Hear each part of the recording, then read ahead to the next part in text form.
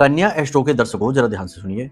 क्या आप जानते हैं कि हर महीने एक तारीख ऐसी होती है जो आपके जीवन के हर एक कष्ट से मुक्ति का मार्ग खोल सकती है। जी हाँ, ये एक तारीख इतनी शक्तिशाली है और आपसे इतनी गहराई से जुड़ी हुई है कि यदि आप इस तारीख को ढंग से डिकोड कर लेते हैं, समझ लेते हैं, तो आप वो सारे रहस्य जान जाएंगे अपने जीवन के जो अभी तक अनसुलझे हैं।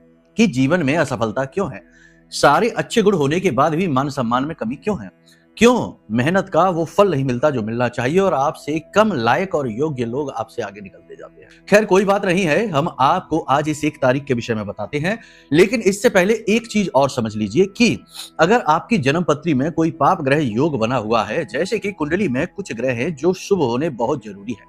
गुरु मंगल से मिलकर यदि चांडाल हो जाता है या नीच का वक्र या अस्त हो जाता है, तो ये स्थिति उत्पन्न हो जाती है कि जहां तक को मेहनत के फल नहीं मिलते। इसी प्रकार मंगल है, इसी प्रकार सूर्य है और बुध, इन ग्रहों को शुभ होना बहुत जरूरी है। तो अब आपकी कुंडली में जन्म पत्री में यदि इन ग्रहों में खराबी है तो उन्हें मिटाना बहुत अनिवार्य है, वरना जीवन संघर्ष की एक कहानी मात्र होगा।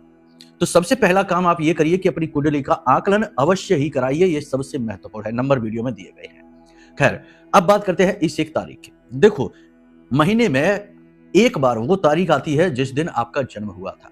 आपका जन्म होना इस संसार में कोई साधारण घटना नहीं है, यह आपके लिए बेहद महत्वपूर्ण विषय है, इसे इग्नोर नहीं करना चाहिए।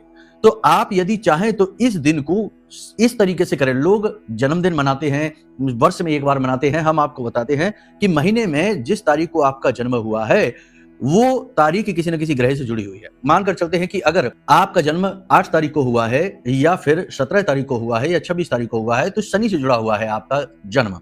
आपको इस दिन क्या करना है, इस दिन आपको अंधे भिखारियों को या अंधे लोगों को कुछ न कुछ अन्न भोजन का दान और धन का दान अवश्य करना है। और इस दिन बैठकर आपको कम से कम 11 माला ओम नमः शिवाय पंचाक्षरी मंत्र का जाप करना है।